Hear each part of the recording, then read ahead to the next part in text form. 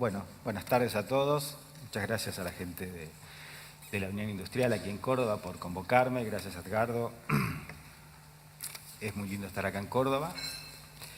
Bueno, en general en este tipo de coloquios y de eventos se suele hablar, dar exposiciones sobre economía, sobre política, académicos, gente que da un montón de información con la que, bueno, todos nos llevamos para nuestro trabajo, nuestras casas, y de ahí tener que tomar decisiones que muchas veces están influenciadas por este tipo de charlas y por lo que se conoce y se aprende.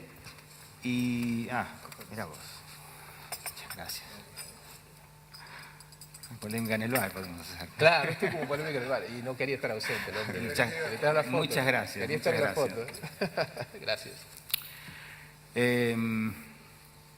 Me perdí. Sí.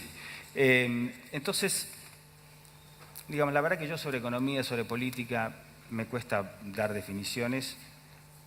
Soy simplemente un observador de lo que ocurre, leo todos los diarios y trato de traducir eso en algo que sea divertido para la gente.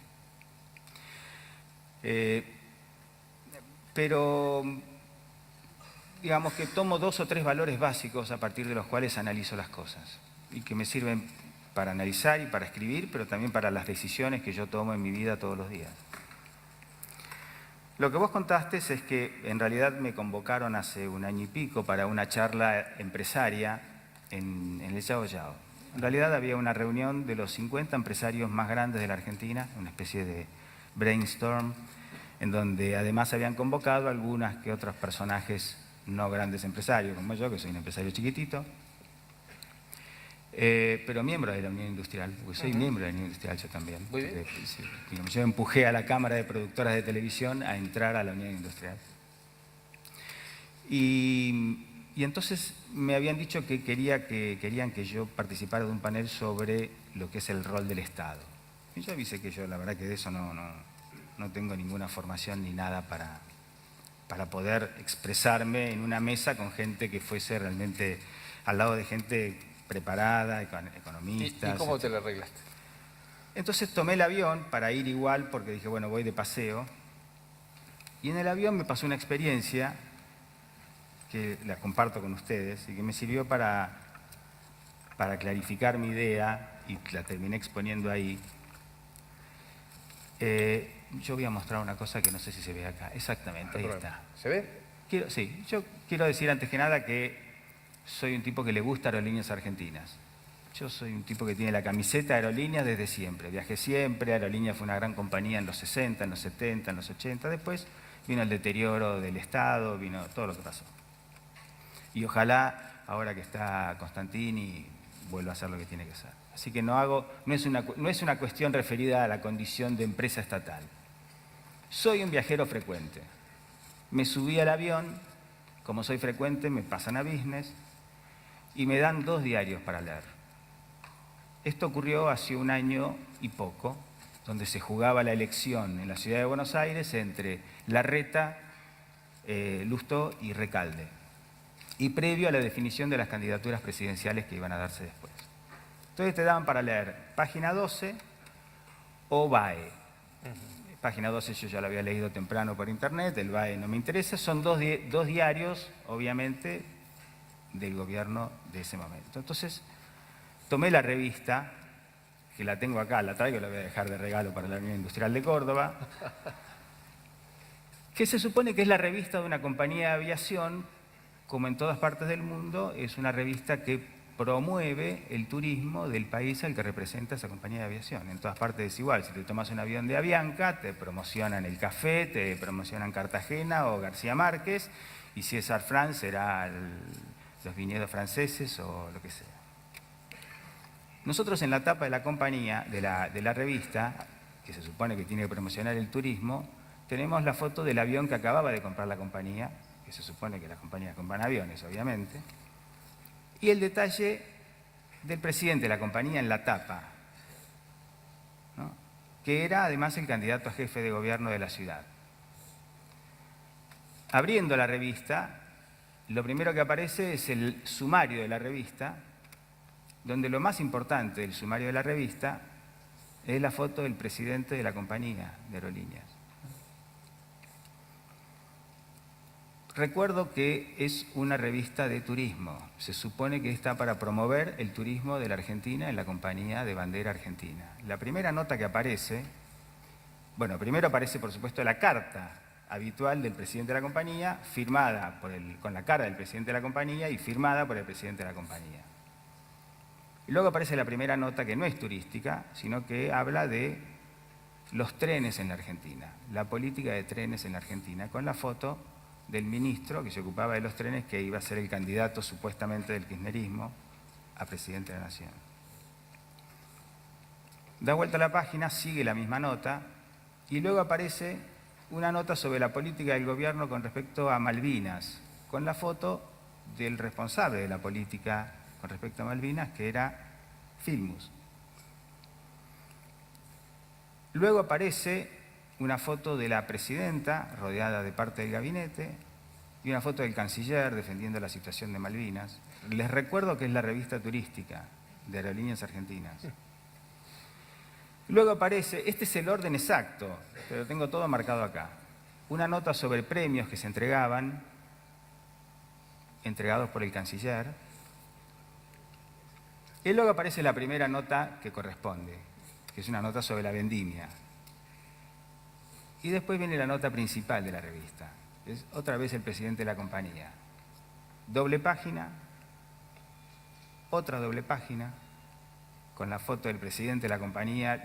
Los invito a que me busquen en algún lugar del mundo una compañía de aviación donde le hacen una nota de 8 páginas al presidente y lo ponen en la tapa.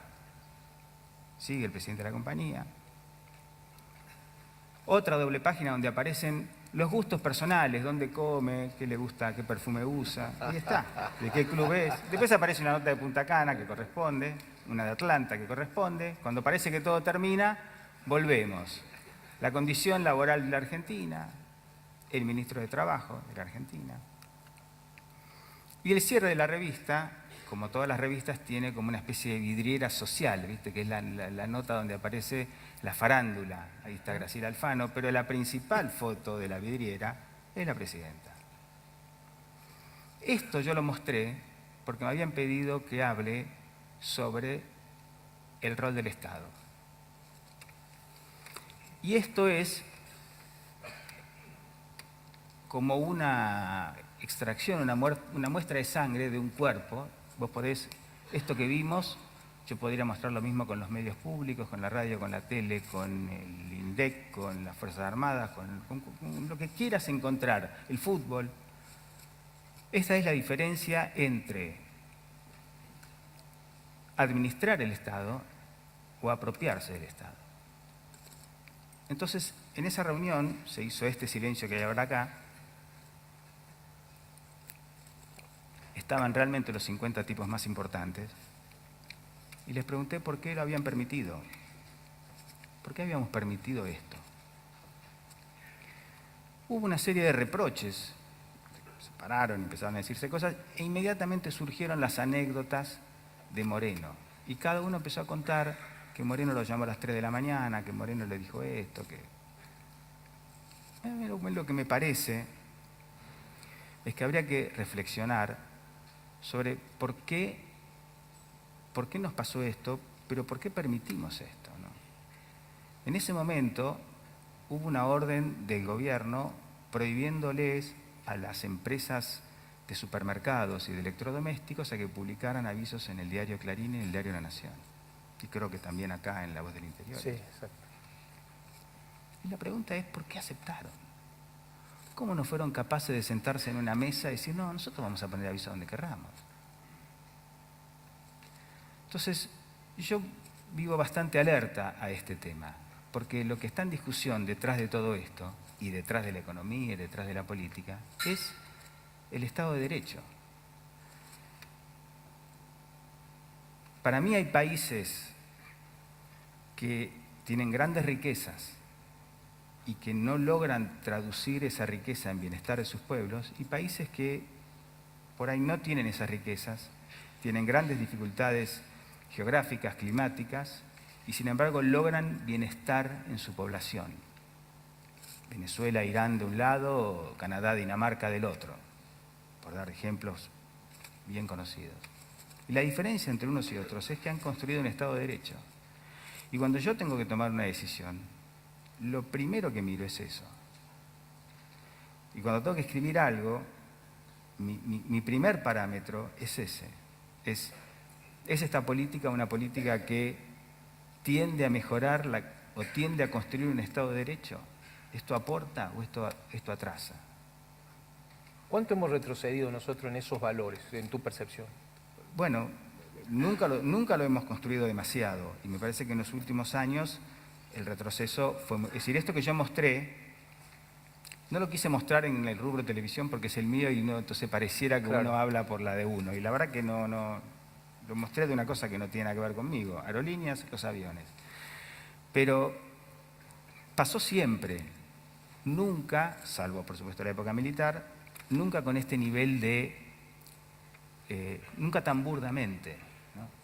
Pero a mí me sigue, lo que más me asombra es que la sociedad haya permitido esto, ¿no? Y que los sectores con más fuerza, con más poder, no hayan podido, no hayan sabido enfrentar esto, salvo honrosas excepciones individuales que las hubo. Pero como comunidad y como comunidad empresaria, no pasó nada, salvo la crisis del campo en el 2008. Después vivimos esto. A mí me gusta siempre señalar una nota tuya a raíz de un discurso de la expresidenta por cadena nacional con un personaje, y hago mal en decir personaje porque es una persona de carne y hueso. Saldaña. Saldaña, de apellido Saldaña. No sé si los aquí presentes recuerdan la nota, es de julio del 2012, Alejandro, ¿no? Hace ya 4 años. La sintetizo porque te quiero hacer la pregunta, ¿no? En un diario Clarín del día domingo le hacen una nota a un empleado de una oficina inmobiliaria para preguntarle cómo estaba la venta de inmuebles. Y la opinión que dio era que, bueno, que no estaba muy bien. Al otro día, al mediodía, hubo una cadena nacional de radio y televisión, donde la presidenta de la Nación aludió al empleado de esa inmobiliaria, de apellido Saldaña, de la cual había pedido datos a la AFIP sobre su declaración jurada de impuestos. Y no solo lo criticó por la opinión que dijo y lo escrachó urbi et orbi a través de la cadena nacional, sino que además lo dejó en la posición de presunto evasor delante de todo el mundo, sin ninguna posibilidad de defenderse, en absoluta sensación de indefensión. Vos escribiste al domingo siguiente una nota: Che Saldaña, estás en cadena nacional, Sí. que para mi gusto personal es casi una pieza de época, ¿no? Recomiendo siempre releerla porque nos muestra dónde estuvimos. Me hizo acordar mucho a algunos de los monólogos de tu padre, que también nos mostraron el clima de época en su momento. ¿Vos cómo viviste ese momento? ¿Por qué sentiste la necesidad de reflejarlo? Lo hiciste del humor, claramente. Sí, yo me pongo al revés, digo, soy un empleado de una inmobiliaria que estoy sentado tomando café y cuando levanto la vista y veo el monitor está la presidenta en cadena nacional hablando de mí. Pones a pensar, Wow. ¿no? Y además diciendo, no solamente no es verdad que se cayeron las propiedades, sino que el tipo no presentó declaración jurada desde el año 2006. Se te tenés que morir, ¿no? Te tenés que morir. Y se está enterando todo el país. Le había pedido a un amigo que le había pedido al contador y el contador le dijo, no, ¿qué vas a sos. presentar declaración jurada? ¿A quién le importa? Vos, ¿no? Me parece que es más de lo mismo que acabamos de hablar, ¿no? O sea, un abuso de poder descomunal. Me parecía divertido mostrar las peripecias de un tipo sentado en su trabajo, imaginándose toda la gente que se iba enterando, ¿no? En el mundo entero, porque la gente tiene internet, un tipo que se fue a vivir a Australia y que lava copas, uno que está estudiando en una universidad en otro lado. Todo el mundo sabía para hipoacúsicos, incluso, claro, ¿no? hasta los sordomudos te conocen, ¿entendés? Porque, o sea, el tipo, impresionante. Saldaña fue el símbolo del abuso de poder más absoluto, ¿no? Porque además encima lo confundió, ella creyó que era el dueño de la inmobiliaria. Exacto. Y no era el dueño, era un empleado, que para colmo había salido el domingo el nombre de él, pero la foto del otro compañero. Claro, ¿no? que eso Estaba era amargado lo porque le había imperdonable. puesto la foto del otro, no la de él. ¿no? Le había dicho a todo el barrio que Claro, compre, claro. tal cual. No nos puede pasar más eso. No nos puede pasar más. Por eso insisto, vuelvo al punto inicial. O sea, también hay una responsabilidad de todos nosotros, ¿no? En todo sentido. Alejandro, hechos como esos fueron los que generaron aquello que se ha denominado muy genéricamente la grieta, entre aquellos que se rebelaron contra ese tipo de cosas y aquellos que o la toleraron o la justificaron. ¿Qué pensás vos de eso? ¿Te sentiste alguna vez en el medio de eso? Bueno, a mí me pasó una cosa muy particular, porque yo, digamos, como vos dijiste, yo soy un arquitecto que construyo hasta el día de hoy, produzco televisión. Había escrito los guiones de los programas de mi viejo cuando arrancamos, y después ya no escribí más. Después produje mis programas, pero no volví a escribir.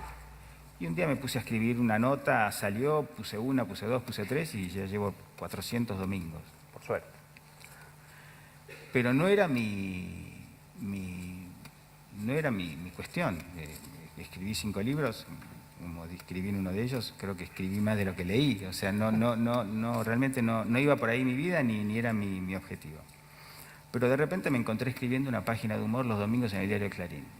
Y la sensación es como si vos estás en un lugar y se va acercando una tormenta y vos te quedás en el medio del huracán. La verdad que sin querer, sin haber hecho nada, me quedé paradito en el ojo del huracán. Pero hubo amigos que se enojaron con cosas que vos escribiste, Bueno, otros que estaban de acuerdo. Ahí se produce la famosa grieta. En general, a título personal, tuve pocos episodios de grieta. La verdad que tuve pocos episodios de grieta. Igual tengo una teoría sobre la grieta. Yo no creo tanto, o sea, yo adhiero a la teoría del presidente Macri en cuanto a intentar la búsqueda de una unión y de un mirar adelante, ¿no? Mirar para adelante. Y soy bastante optimista en eso, porque me parece que la grieta no es tan grieta como parece. Es decir, en principio, digamos, cuando hay una grieta en un país, realmente es un problema, ¿no? Diferencias raciales o diferencias ideológicas complejas o cuestiones independentistas. O religiosas, ¿no? Religiosas. Nosotros no tenemos nada de eso. Cuando uno ve los resultados electorales, tenés 48% que votó a Scioli, más o menos, 51% que votó a Macri. Y el kirchnerismo en general tendió a decir que hay medio país y medio país. Y que el medio país de ellos era un medio país homogéneo y del otro lado una bolsa de gatos. Este fue el discurso inicial del kirchnerismo. Que perdieron por un pelito, pero que ellos son un bloque homogéneo. Cual no es verdad. La verdad no es verdad. En todo caso, la bolsa de gatos estaba de los dos lados. En un balotaje suele haber bolsa de gatos, sí, claro, son dos. Sí. ¿No? Y uno le suele ganar al otro por un par de puntos en todas partes. De hecho, últimamente vimos el Brexit, vimos Perú, vimos... En fin, es así. Entonces, pero si uno analiza la primera vuelta, Scioli sacó el 36, 37, 36 me parece, lo cual ya no es la mitad. Y si uno analiza la composición del voto de Scioli, es obvio que está el kirchnerismo más un montón de no kirchnerismo que fue atrás de Scioli. De gente que no quería saber nada con el kirchnerismo, pero votó a Scioli, empezando por Scioli mismo. Sí, claro. Empezando por Scioli mismo. Entonces, cuando uno analiza, por ejemplo, Recalde, que lo vimos recién, en la Ciudad de Buenos Aires sacó el 20. Y yo tengo amigos del kirchnerismo del 20 de Recalde, con los cuales me veo y está todo bien y comemos y nos divertimos y nos mandamos cositas por WhatsApp y está todo bien, salvo un pequeño grupo con el que ya no hay diálogo posible. Quiere decir que del famoso 50% que votó a Scioli, o 49%, la grieta o el sector fisurado es un pequeño sector de ese 50%. Y si hago la cuenta del otro lado, también voy a llegar a la misma conclusión. No tenemos una grieta horizontal que atraviesa toda la sociedad, tenemos un sector. ¿Qué será el sector de la cultura, de la dirigencia política? Es un sector chico, por empezar, que a mí me parece que eso es lo que uno puede pensar positivamente. El segundo aspecto es que cuando uno analiza los personajes, están generalmente todos vinculados, por supuesto, a la política, pero también a la cultura, a la comunicación, al periodismo, a los artistas. Es curioso, pero si vos tomás, por ejemplo, Lanata y Berbisky, ¿no? Sí. Uno de cada lado, no son tipos antagónicos, son tipos que trabajaron juntos hasta hace 2 minutos. Formaron parte de una idea más o menos común. Obviamente con sus diferencias, pero los dos estaban en página 12, no es que uno era la revista Cabildo y el otro era ¿no? Pravda. Pravda. Sí. Magdalena y Víctor Hugo protagonizaban un pase radial exitosísimo, coincidiendo siempre en todo lo que hacían y decían, y ambos juntos enfrentando al gobierno en la crisis del campo. Y así puedo darte más ejemplos, con lo cual la conclusión es que la grieta es chica y es entre gente que piensa más o menos parecido. Estoy seguro que si les analizás el voto, votaron por Alfonsín en el 83, votaron en contra de Menem en el 89, votaron por Bordón en el 95, no votaron por Duhalde en el 99, después se produce, ¿no? Esa diáspora. Esa diáspora. Con lo cual, la grieta no está extendida en toda la sociedad, para mí, y está restringida a un sector de gente que piensa más o menos parecido. Y de alta visibilidad pública. Sí. La característica, lo que a mí me llama la atención, me pasa en mi vida personal con mis amigos kirchneristas, es que tal vez queremos lo mismo, pero vemos distintas realidades. Ellos ven algo que yo no veo. Yo dudo mucho de lo mío. Digo, son tipos inteligentes. ¿Qué están viendo ellos que yo no veo? ¿Qué veo yo? Todo lo que yo veo que ellos no ven. Entonces, no me preocupa tanto con la grieta. No me preocupo tanto. Me parece que es chica. Es visible, pero es chica.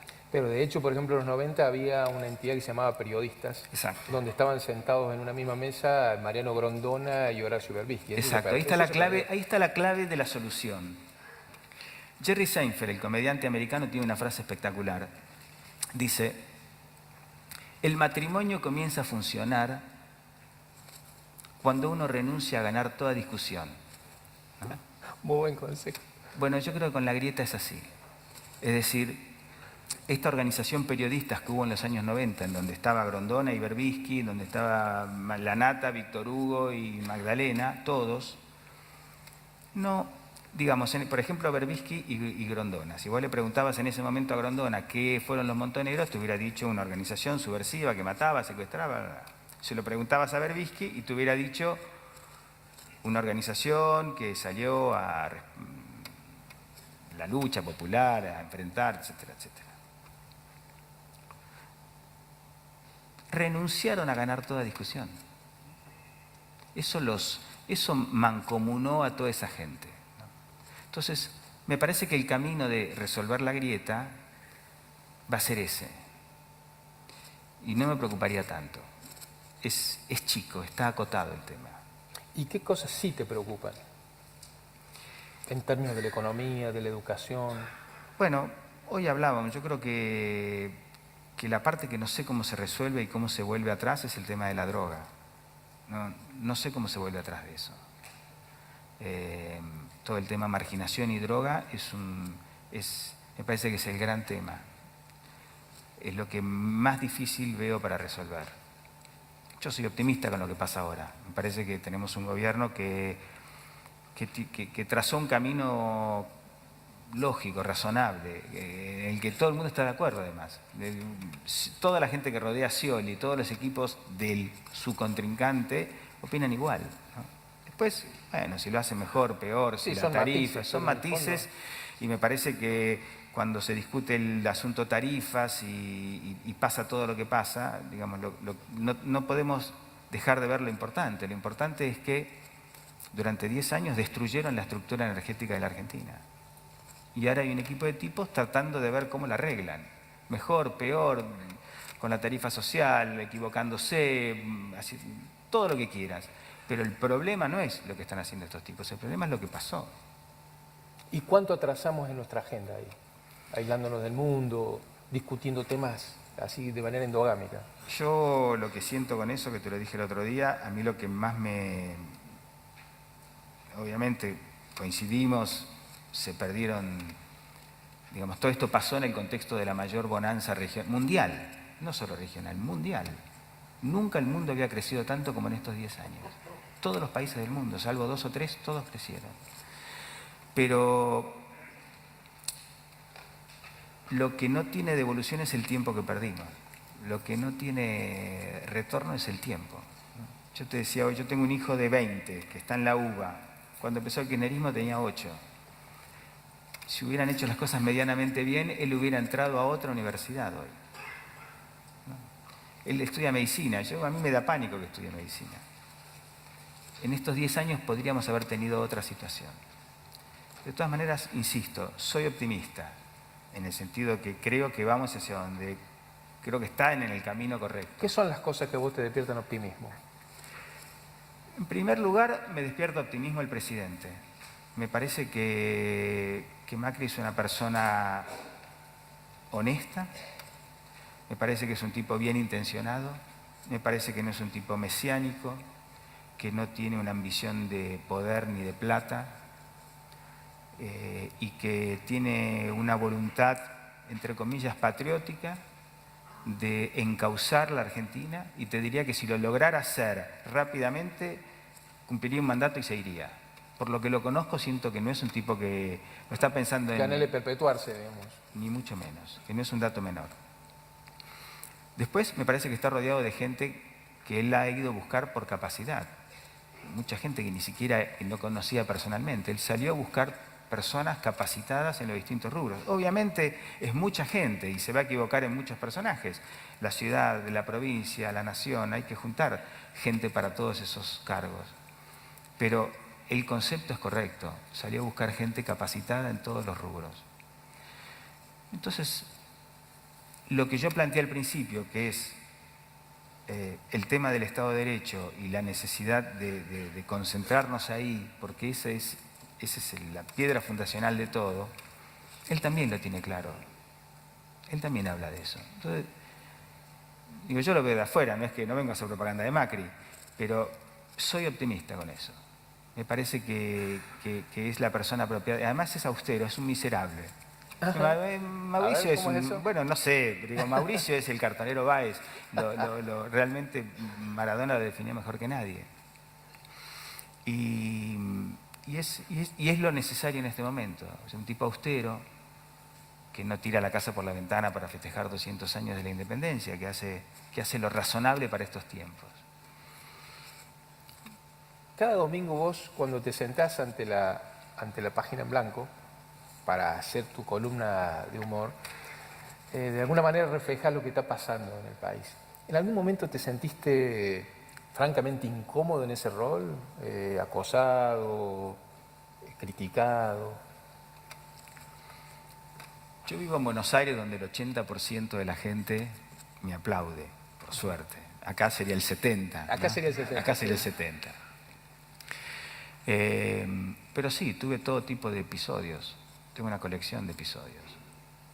Amenazas, teléfono, amenaza con nombre y apellido. Mi mujer padeció más que yo. ¿Viste? El mecanismo es, te vamos a atacar por el costado.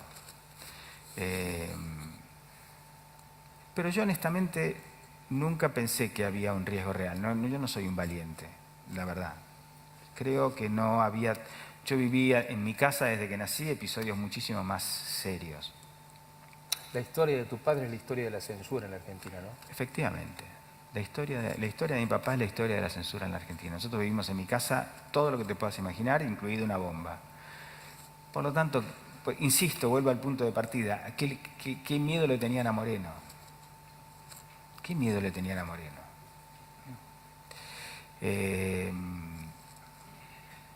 Me parece que no había tanto peligro.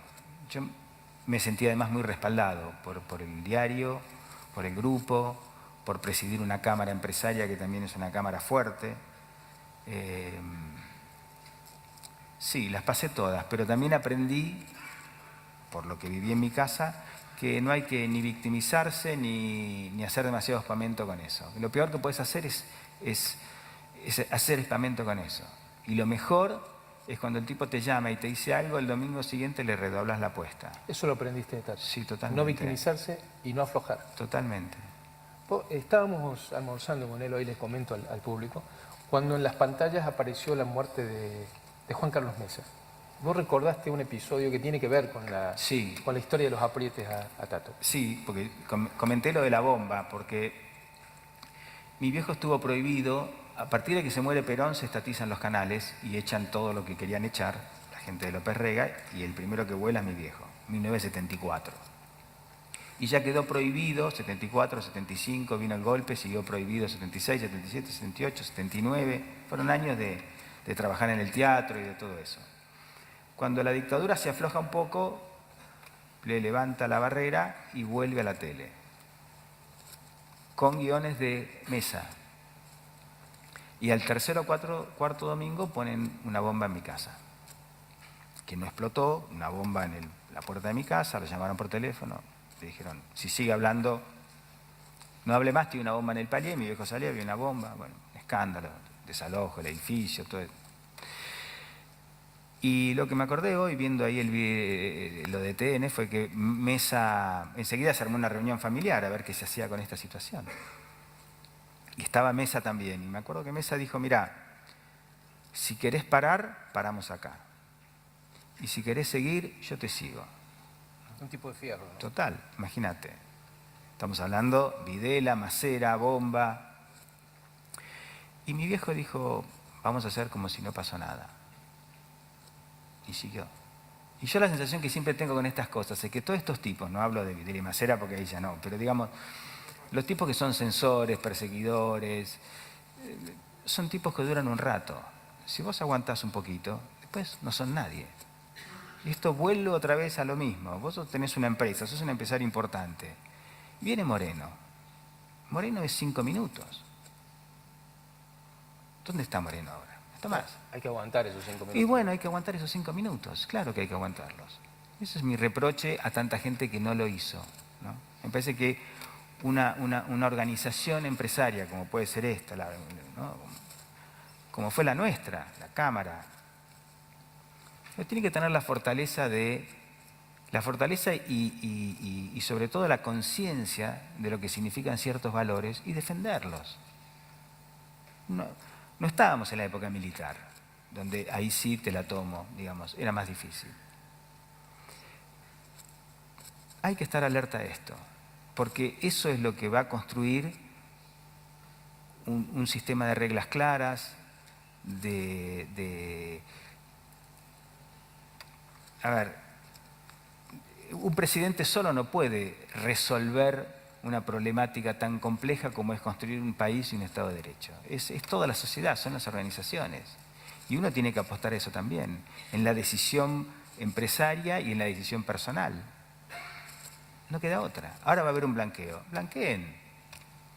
¿Vos le recomendaste a Saldaña que...? Obvio, Saldaña blanquea. Saldaña blanquea porque a veces todavía te... Si falla, pensalo bien. Si falla. Si volviéramos a tener una estructura populista, te van a volver a escrachar, Saldaña. Claro. Te van a volver a escrachar. Echar la culpa al Gordo Sosa. Claro. El contador. Yo creo que tiene que haber un aporte de todos también. Si no, va a ser muy difícil. En tu vida personal, vos planteaste al inicio que nunca pensaste que ibas a terminar haciendo esta columna de humor político, aunque uno, si ve que en su momento hiciste un inicio escribiendo los guiones para Tato, pudo haberlo presumido esto o supuesto. ¿También te planteaste esto de la iniciativa personal, de conseguir espacios propios, de hacer un desarrollo propio más allá de ese paraguas enorme que era la figura de tu padre? Es que en realidad, la verdad es que yo empecé a trabajar en la arquitectura a los 18 años. Yo entré al estudio de Clorindo Testa, que era un gran arquitecto, uno de los más grandes arquitectos de la Argentina, prácticamente a servir café, después a dibujar, e hice toda mi carrera, mientras iba a la facultad, trabajando en el estudio. Lo que quiero contar con esto es que yo me desarrollé como arquitecto 100%. Trabajé, ejercí, tuve mi estudio, tuve mi oficina en Uruguay 15 años, tengo mis socios acá. Yo siempre fui arquitecto, siempre trabajé de arquitecto. La televisión se me abrió como una alternativa porque lo mamé en mi casa y en determinado momento empecé a producir televisión y alterné estas dos cosas. O sea que fue como al margen de mi papá. Mi papá fue un tipo extraordinario como padre. Ustedes conocen el Tato De la tele, de la claro. tele. El otro era mucho mejor aún todavía. Qué lindo que digas eso. Es así. La verdad que mi padre fue un tipo generoso, sensible, extraordinario, muy sabio. Y mi hermano y yo nos desarrollamos en disciplinas al margen de lo que fue lo de él. Después, un día se dio esta situación y empezamos a hacer televisión juntos para mi papá y después crecimos en la tele. ¿Y cómo fue cuando le entregaron el primer guión a Tato? Porque era exigente, ¿no? Sí, la historia es que esto ocurre en el año 86. Bueno, yo trabajaba full como arquitecto, mi hermano era publicista y me pareció que en ese momento la carrera de mi papá estaba muy trabada porque los canales de televisión, que eran todos del Estado, estaban muy empobrecidos. Y entonces le dije a mi hermano, nos tenemos que hacer cargo del programa y hacerlo nosotros. Era como delirio, la verdad que era un delirio. Lo convencí y ¿Qué edad tenías vos en esa época? yo tenía 26 años, mi hermano tenía 22. Pero era un delirio porque veníamos, yo tenía una oficina de arquitectura con obras de arquitectura, con dibujantes, nada, absolutamente incompatible. Y entonces lo fuimos a ver a mi papá, primero preparamos un primer programa y le dijimos, vamos a hacer tu programa, lo vamos a hacer nosotros. Acá está el primero. Mi hijo agarró y dijo, debe estar buenísimo, muéstrame el segundo. Ese era el tema. Te ¿no? pedía la anécdota porque es clave eso. Claro, ¿eh? claro, En tu desarrollo personal. claro. Pero igual insisto, digo, no crecimos a la sombra de mi viejo. Mi viejo no era un tipo que proyectaba sombras, ¿no? Fue una persona que proyectaba luz, ¿no? Y que nos dio mucho aire. Alejandro, hoy cuando miras para atrás los años que han pasado, ¿no te da por ahí temor de que nos olvidemos demasiado pronto de las cosas feas que nos ocurrieron y empecemos a medir con una vara distinta? Bueno, está pasando ya hoy. A ver. Digo, cuando vos de repente escuchás que la gente dice, bueno, esto es un desastre, las tarifas, o la desocupación. Fue un escándalo hace 2 meses, se hablaba de ola de desocupación, de ola de despidos, el veto de Macri. Viste que una de las cosas que pasa en la Argentina en los últimos años es que no tenemos datos. Están todos los datos en duda, a partir de lo que pasó con el INDEC y todo eso. Todo es digamos, cualquier dato vale. Yo no sé hoy cómo está la situación, pero me da la impresión de que la ola de despidos que se denunciaba hace 2 o 3 meses no fue tal. El tema de las tarifas es duro y es posiblemente con errores, con defectos, pero, insisto, no hay que olvidarse dónde estaba el problema, ¿no? El problema es lo anterior. Y me parece que hay un cambio en la sociedad, que la gente ha percibido que, por ejemplo, regalar la energía no es negocio. Está claro, la gente se dio cuenta que si te regalan la luz, si te regalan el gas, en algún momento te quedás sin luz y te quedás sin gas. Hay un cambio de conciencia. Hay climas, obviamente, que parecieran instalar que estamos en una situación abismal o algo por el estilo. Y la verdad que no es así. Me parece que no es así. ¿Y cuál es tu sensación o tu sentimiento cuando ves apariciones o reapariciones públicas de la expresidenta con un discurso muy crítico y muy laudatorio a su gestión, esto de que Premio Nobel de Economía y todo lo Pues otro yo está lo muy puse en mal? la nota del domingo pasado. Se junta Marcos Peña con Frigerio, Monzó, Macri, todos, se agarran de la mano, piden 3 deseos y los 3 deseos son que venga Cristina, que hable de Chávez y que aparezca Delía. Y es así, es extraordinario. O sea, para mí es así, ¿no? O sea, me parece que le suma a Macri todo el tiempo. Es más, cuando se le tambalea un poco tiene que aparecer ella y otra vez Y levanta un sube. poquito. Y sí. Pero vos, ¿qué sentís cuando lo ves? Bueno, siento lo mismo que sentía antes. Yo con el kirchnerismo fui crítico desde que llegaron de Santa Cruz.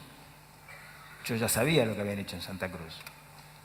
Quizás el único amague que me comí, que te lo comentaba hoy, es que yo pensé que ella tenía otra altura, que cuando ella dijo que venía por el mejoramiento institucional en el 2007, yo esa me la creí. Pensé que era así, que la locura era la de él y que ella tenía como otro conocimiento, otro mundo, hablaba de que su modelo era Alemania. Alemania, sí, cerraba campaña con Ségolène Royal. Claro. ¿No? Bueno, esa yo se la creí un ratito. Pero bueno, es lo que no nos puede volver a pasar. Nosotros tenemos que poder construir un país con instituciones sólidas, donde hoy el gobierno es este y mañana sea un gobierno distinto, pero que no te genere la angustia y la desconfianza que generó este gobierno, donde hubo tanta riqueza tan desperdiciada, ¿no? No solamente por ellos, que evidentemente no dejaron nada, sino inclusive por aquellos que hicieron riqueza, pero que uno tendió a acumular, a guardar, a no reinvertir, es decir, esa pérdida de confianza que es lo que finalmente desembocó en este final de década sin nada. No tenemos ni trenes, ni rutas, ni nafta, ni energía, ni gas, ni... Hay que empezar de cero. Antes de continuar con el diálogo, quiero recordar que pueden hacerle preguntas a Alejandro, van a pasar los asistentes de la organización para retirarlas por las mesas y continuamos el diálogo. ¿Cuándo crees vos que empezó a deteriorarse ese proceso así de concentración tan fuerte y hegemónica de poder? A mí me parece Sí, que es que hay... se puede establecer un punto, ¿no? Porque es un proceso, digamos, un decurso. Sí.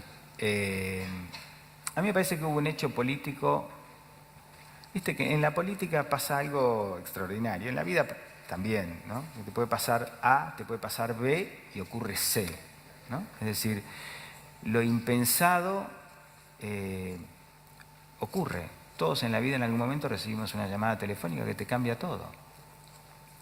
En la Argentina, la muerte de Kirchner, que fue un dato impensado, que no lo tenía previsto ningún analista político, modificó la historia política, porque en ese momento el kirchnerismo estaba bastante débil electoralmente. Los números daban, es más, yo me acuerdo, los números en el año 2010, veníamos de la derrota del 2009 y íbamos hacia las elecciones del 2011, el kirchnerismo tenía 30 y poco % de los votos. Me acuerdo de esto porque en ese momento ellos necesitaban llegar al 40. Con una oposición dividida ganaban en el 2011 si llegaban al 40 con 10 puntos de distancia. En otro escenario no ganaban. Es más, el candidato era Néstor Kirchner, pero empezaron a evaluar la posibilidad de que fuera Cristina porque tenía un par de puntos. Sí. Entonces, en ese momento, yo tenía mi página los domingos, que estaba más o menos en la página 7, la página 8, estaba entre las primeras. Y se conoce que hay 2 senadores que habrían cobrado una guita para darle mayoría o votos al gobierno en una votación. Entonces yo tomé eso y publiqué el domingo una nota que llamaba "Vendo o alquilo esta página". Y le proponía a los políticos en general, pero se la escribía a Kirchner, decirle que le ponía la página a disposición de él. Le hacía la cuenta de cuánta gente me leía, de cuánta gente podía convencer, y le explicaba que yo le conseguía los 2 millones de votos que le faltaban para llegar al 40%. A ver, ¿cómo así es? Y que le cobraba $1 por voto, y que quería $2 millones más IVA. Ese fue el planteo. El diario le gustó, y dijeron, bueno, ok, vamos a redoblar la apuesta. La distancia era un vuelto, ¿no? Bueno, para ellos, para mí, sí, venía para fenómeno. ellos, sí. Y entonces fui a la página 2, con mi cara en la tapa, al domingo siguiente. Entonces yo les publiqué, le puse, ¿no? Digo, bueno, esto fue un gesto, una muestra, ya te manejo la tapa, ¿no? Esto es una anécdota que no tiene nada que ver. El punto es que Kirchner se murió.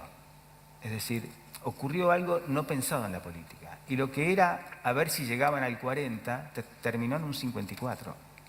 Y 30 puntos de diferencia. Exacto. Para mí, ese episodio es el motor de ese triunfo. Luego viene el proceso, digamos, el 2012, que se dispara a partir del famoso Vamos por Todo. Y todo un año donde se va increyendo en la tensión hasta llegar a fin de año con el 7D, el famoso 7D en el que iba a caer el imperio, ¿no? Sí. Y jalonado de cacerolazos en el medio. Bueno, claro, la concentraciones reacción masivas. fueron los cacerolazos. Comienza el 2013 el pacto con Irán. Para mí es el momento ya más duro. Y ocurre de vuelta el episodio impensado que para mí cambia la historia, que es la designación de Francisco. Es decir, en ese momento, no me acuerdo si es el mes de abril, de mayo, por ahí, aparece Francisco. Francisco es la barrera, la persiana que cierra y dice, hasta acá llegó el poder de ustedes, ¿no? Es decir, aparecía alguien argentino por encima, con más poder, que definía una especie de garantía, ¿no? Para mí Francisco fue el garante. Claro, Nada grave puede pasar en el patio de atrás del Papa, claro, ¿no? En la casa del Papa. Porque en la lógica del populismo, el liderazgo es único, supremo, Correcto. y no hay nada por encima ni por afuera. Salvo que te aparezca el Papa. Que era absolutamente Salvo que te aparezca el Papa, una pesadilla que encima bíblica, una es pesadilla bíblica. Lo que es extraordinario de analizar del tema es que el Papa vivía en la esquina de la Casa Rosada, ¿no? Y el Papa había sido el subcampeón en el campeonato anterior. Había salido segundo. Es decir, teníamos un potencial Papa en la esquina y nadie lo vio venir, mucho menos el gobierno. Para mí ahí se produce el clic. Eso es lo que, ahí comienza, esa es la pared con la que chocan. Además, la reacción inicial es justamente Para del colmo despecho eso, para colmo ante la eso. elección. Sí, ¿no? la voltereta ya fue patética. Pero eso, para mí, es la primera pared que después se corona con el triunfo de Massa, que es lo que termina de cerrar todo y bloquea la reforma constitucional. Y abre el panorama de la sucesión, que es un gran conflicto. Obviamente. Y que terminó en el balotaje. Obviamente. Algunas de las preguntas que te hacen, Alejandro. La primera, ¿cuándo calculás que se le termina la luna de miel a Macri? Si es que no se terminó ya.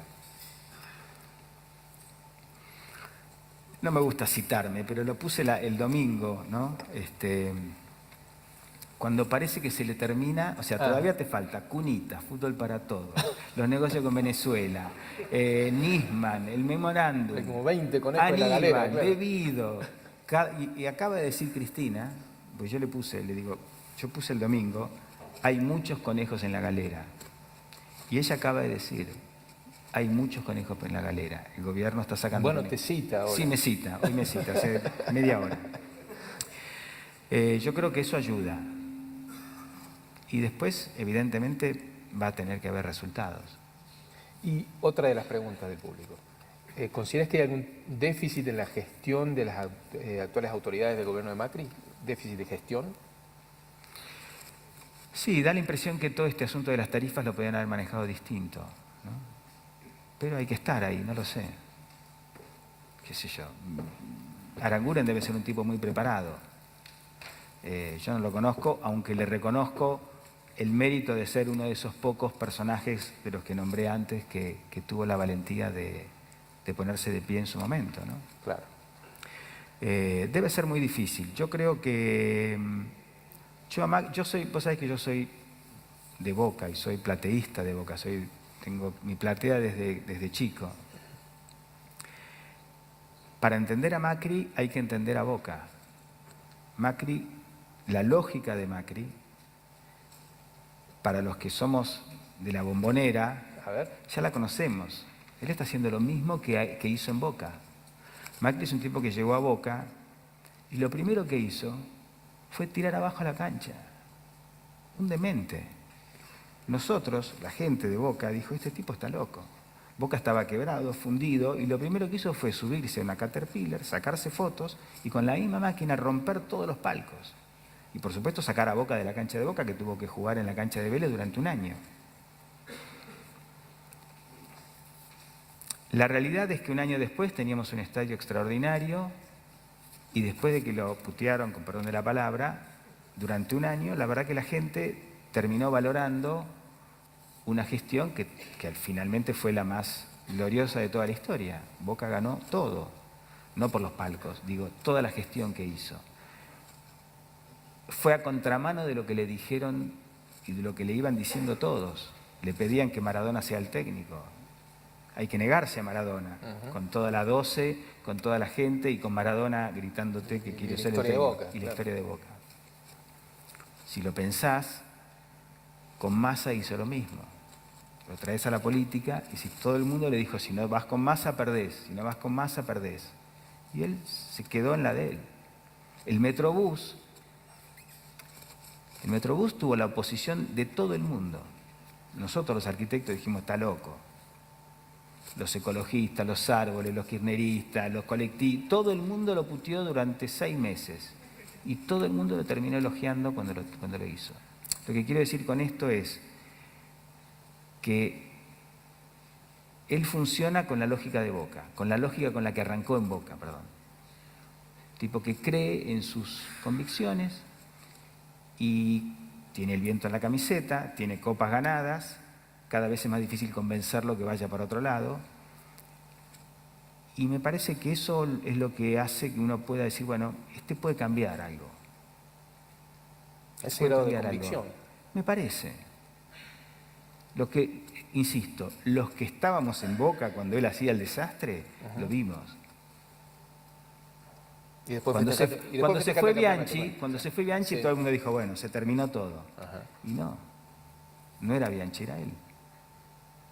Alejandro, cuando empiezan los problemas en toda gestión, generalmente se da una discusión, si las cosas están bien o mal hechas o si están bien o mal comunicadas.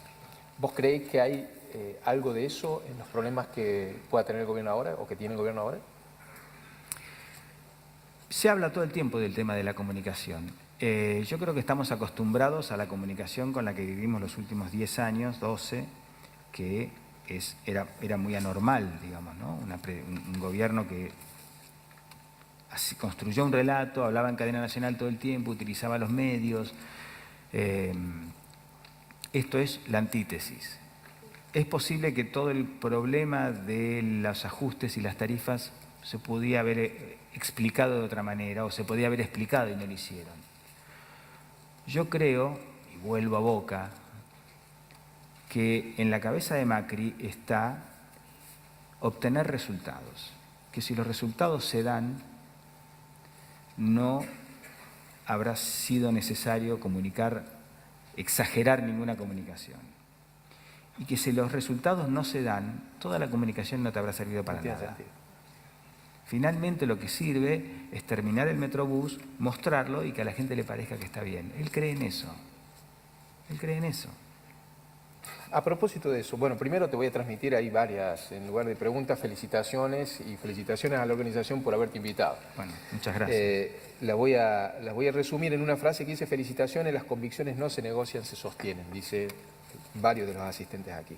Que te preguntan además, hoy, parados en este presente, ¿cuál alcanzás a ver que son los nuevos paradigmas, los nuevos desafíos o los nuevos liderazgos?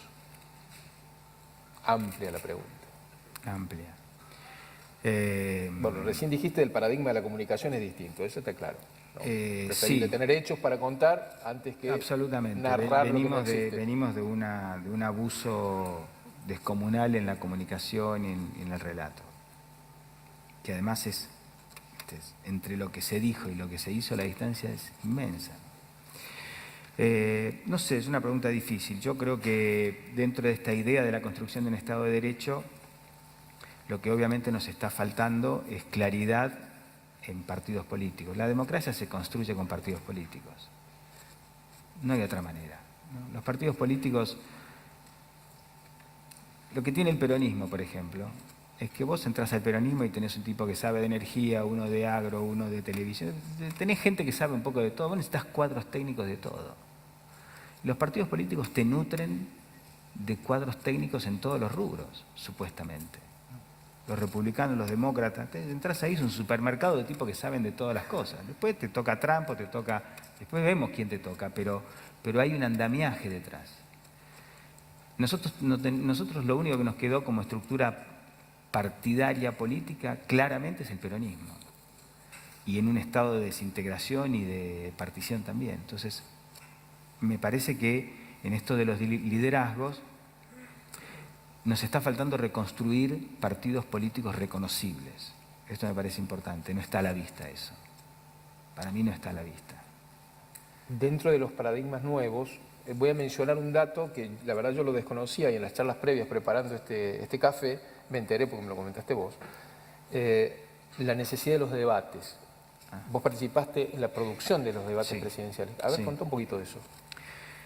Bueno, a mí personalmente siempre me gustó el tema de los debates presidenciales en Estados Unidos, soy seguidor de ese tema. Y comenté antes, fui hasta hace pocos meses el presidente de la Cámara de Productoras de Televisión. A título personal me convocaron a Argentina Debate, que es una organización que venía trabajando en la idea de hacer los debates presidenciales, y yo propuse en esa mesa que fuera la Cámara la que estuviese a cargo de la producción televisiva. La experiencia fue muy piola porque lo que terminó pasando, digamos, yo sospeché de entrada, si bien estaban sentados los canales de televisión también en esa mesa, yo sospeché que obviamente Scioli no se iba a presentar y que cuando Scioli dijera que no, se iba a caer todo el debate.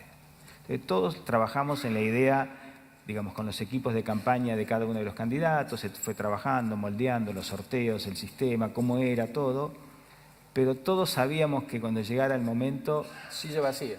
Iba a haber silla vacía. Efectivamente pasó eso, y eso sirvió de excusa para que todos los canales se retiraran.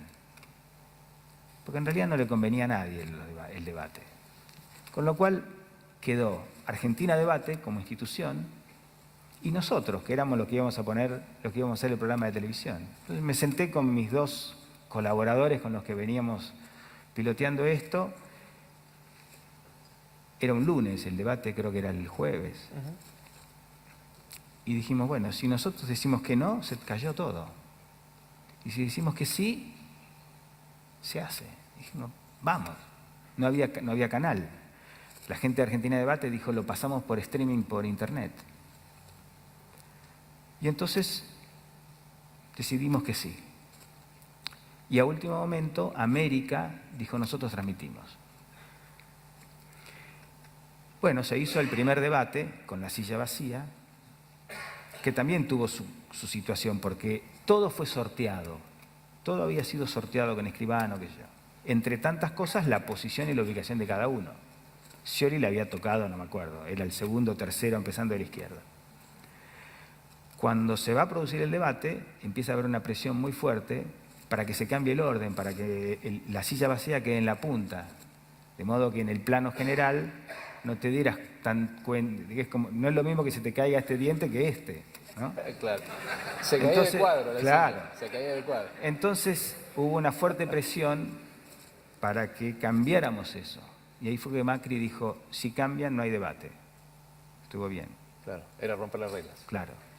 Entonces el debate se hizo tal cual estaba ¿Vos creés previsto. que tiene que ser obligatorio el debate presidencial en el país? El debate presidencial tiene que ser moralmente obligatorio. Yo creo que ya va a ser a partir de ahora, no me imagino que un candidato ahora pueda decir no debato. Es decir, esto que te conté fue el primer debate. El segundo, que a Macri no le convenía porque ya cuando fuimos al segundo debate ya lo tenía a tiro, ya estaba. Al contrario, en el segundo debate yo le necesitaba el debate. Y como nosotros nos habíamos apropiado del primer debate, dijimos, acá no entra nadie, lo hacemos nosotros, con Argentina Debate. Estuvo muy bueno eso, porque entonces no pudo interferir ni el gobierno, ni los medios, todos se quedaron afuera, simplemente enchufaron la señal. ¿A vos te parece bueno que eso sea una iniciativa de la sociedad civil? Absolutamente. No del Estado. A mí me preocupa que el gobierno ahora quiera hacer una ley de debate, porque hay varios proyectos de ley. El debate es muy difícil hacerlo ecuánime, es muy difícil que todos los candidatos se entreguen, es muy estresante para los candidatos. Sí, claro. Yo nunca en mi vida vi a dos tipos tan estresados como Scioli y Macri en esos 2 días previos y esa noche ahí. Encima llegas al final, viene Juliana, te da un beso y rompe todo, ¿no? Pensá que lo vio más gente que la final de Argentina-Alemania. Claro que sí. Tuvo más rating que la final del Mundial en Brasil. Yo creo que de aquí en más ningún candidato se va a negar, pero si el Estado interviene y si el Estado hace una ley y define parámetros en donde el Estado interviene, ahí se puede trabar. Porque imagínate, por ejemplo, cómo había sido, si hubiera sido esto en el gobierno anterior. Había 2 proyectos de ley del kirchnerismo para hacer debates presidenciales, donde el debate lo organizaba el gobierno, lo transmitía a Canal 7, definía a los moderadores. Sos el opositor, no vas. Claro. Sos el opositor, no vas.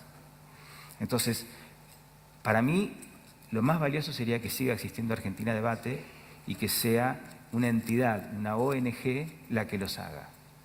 Y sea una cámara como la Cámara de Productoras la que transmita, la que organice la televisión. Y que el resto de las fuerzas tenga que verlo de afuera. Digamos, que no pueda participar el Estado, porque eso es lo que garantiza la independencia.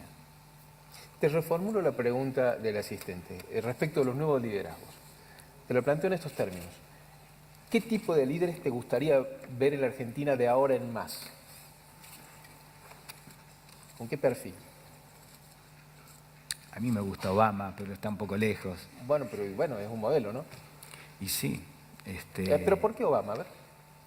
Porque Obama fue extraordinario para mí. Es decir, primero que haya existido un presidente negro, demócrata, progresista en Estados Unidos me parece increíble. Segundo, me parece que hay algo que no se terminó de valorar de Obama, y es que Obama recibió un incendio. Si estos de acá recibieron un incendio, el de Obama fue peor. Obama recibió Lehman Brothers. Obama recibió el capitalismo al borde del abismo. Y la verdad que la resolvió. La verdad que la resolvió. Y lo vamos a extrañar, porque lo que viene, sea lo que sea, lo vamos a extrañar. Por supuesto no se pueden extrapolar las cosas y acá los liderazgos son otra cosa. Yo lo que creo es que tenemos que tratar de salir del populismo de cualquiera de sus formas. Después tener líderes democráticos con una conciencia cívica distinta y con una mirada más moderna del mundo. Una de las características del kirchnerismo fue la distorsión que tenían de lo que es el mundo, la antigüedad, la manera antigua de entender el mundo. De hecho, un gobierno que se autoproclama progresista terminó enfrentándose con el presidente más progresista de la historia de Estados Unidos, bueno, Obama. ¿Por qué fue eso? ¿Por qué ese camino así tan errático? Porque por despecho. Uno pensaba, por digamos, despecho. ¿Por despecho? Decimos. Absolutamente. Si Obama la hubiera atendido de entrada, ella estaría abrazada con Obama. Como no la atendió, se fue a abrazar con Chávez. No había una cuestión tan ideológica. Si se morían por Obama al principio. Sí, es verdad. Se morían por Obama. Después Obama no les dio bola y se dio vuelta a la historia.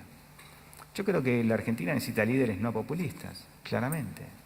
Y me parece que en el horizonte todo lo que hay es mucho más democrático, mucho más moderno.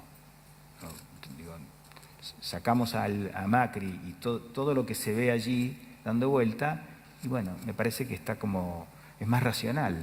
Mira, yo hice una serie de programas de televisión, hice un ciclo con los 6 candidatos presidenciales antes de las elecciones, que fue por la web de Clarín y por TN.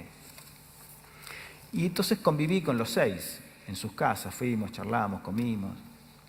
Y en lo que coincidían todos, hasta el pibe de la izquierda, no me acuerdo cómo se llamaba, del Caño, personaje extraordinario, increíble, que lo que venía era mejor. Fuera lo que fuera, lo que venía era mejor. Porque en definitiva lo que tenías delante eran tipos mucho menos populistas, mucho más entendidos de lo que pasa en el mundo.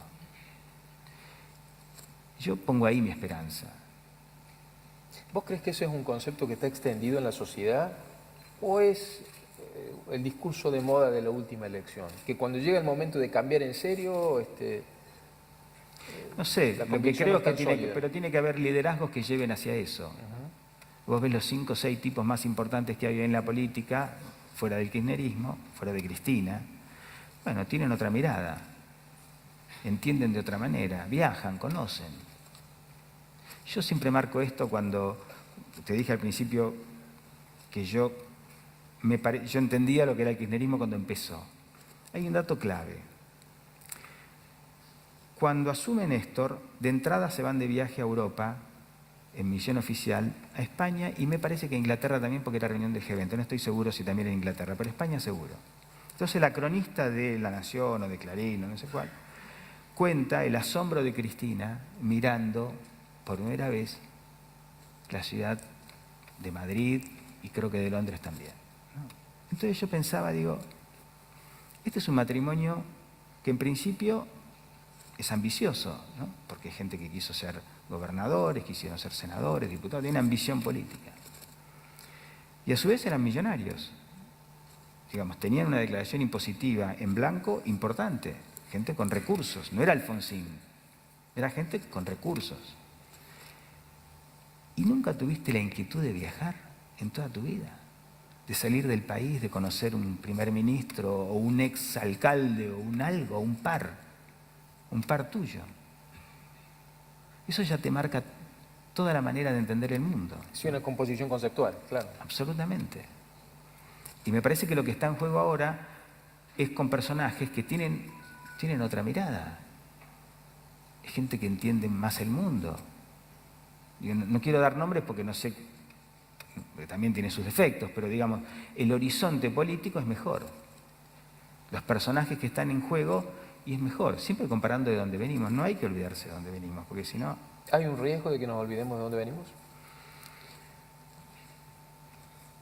Espero que no. Espero que no. Qué sé yo. Hay que contar estas cosas que mostramos recién. Sí, claro. Hay que recordar el fútbol, hay que recordar los medios. Te hago una pregunta que no es sencilla, pero bueno, por respeto a los asistentes. Tu mirada sobre la muerte de Alberto Nisman.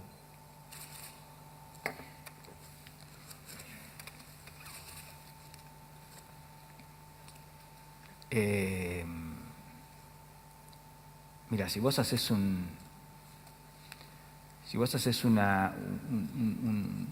punteo de los episodios, se explican en sí mismos.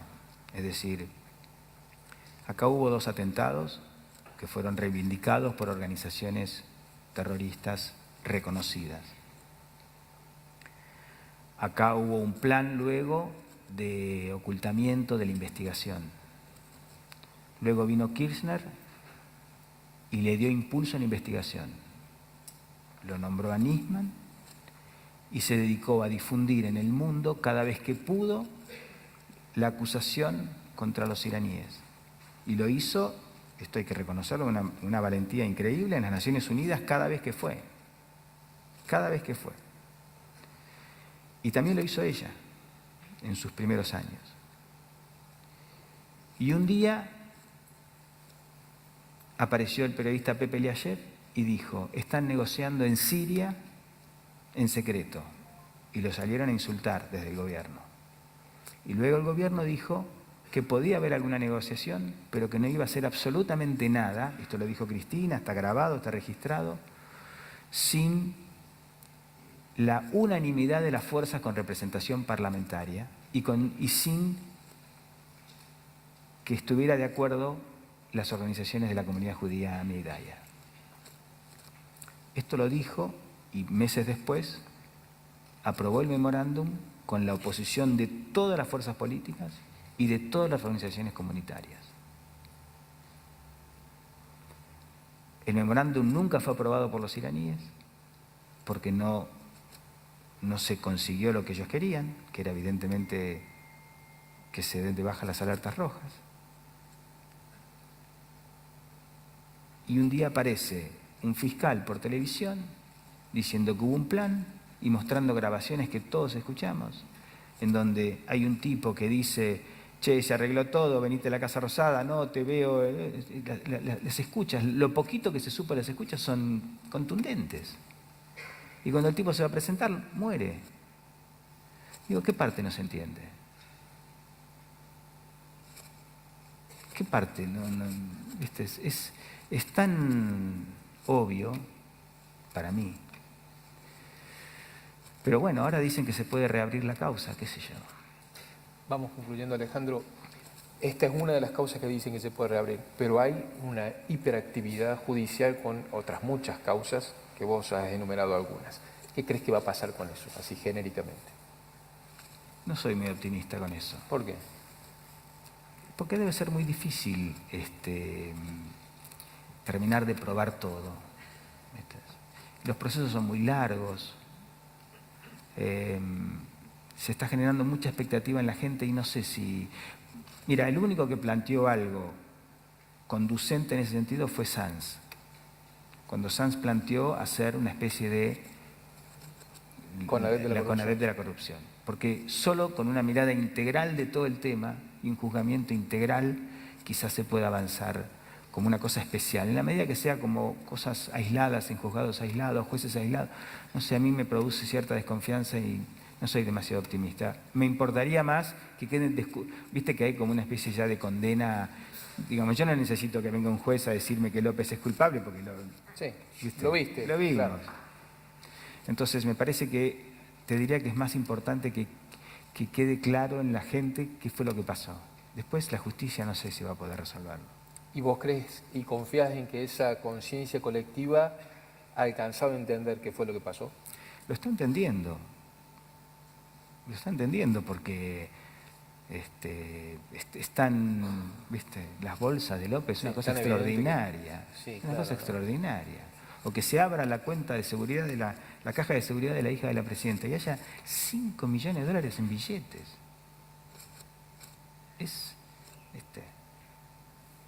Claro, son evidencias flagrantes, ¿no? Aunque esté en blanco, pero ¿viste? ¿Quién tiene 5 millones de dólares guardados en una cajita de seguridad? Y son cifras, no es normal, no es normal. Además, hay una cosa que no dijo nadie. ¿Viste las 2 cajas que aparece la foto? Sí. ¿Te preguntaste por qué hay 5 millones? No. Porque no entra más. Porque no entra más. Si vos lo mirás, están hasta arriba. Claro. Vos te imaginás la situación, puso, mamá no alcanza, busca otra, y sacó otra, y pusieron 2. O sea, es muy obvio. Vos no tenés todo tu patrimonio en una cajita de seguridad. Claro que no. Alejandro, te agradecemos realmente mucho tu presencia aquí en Córdoba. Sabíamos por las expectativas previas que te estaban esperando por escuchar. Esperemos que no haya defraudado la moderación, no el invitado. Muchísimas gracias por tu visita. No, por favor, gracias.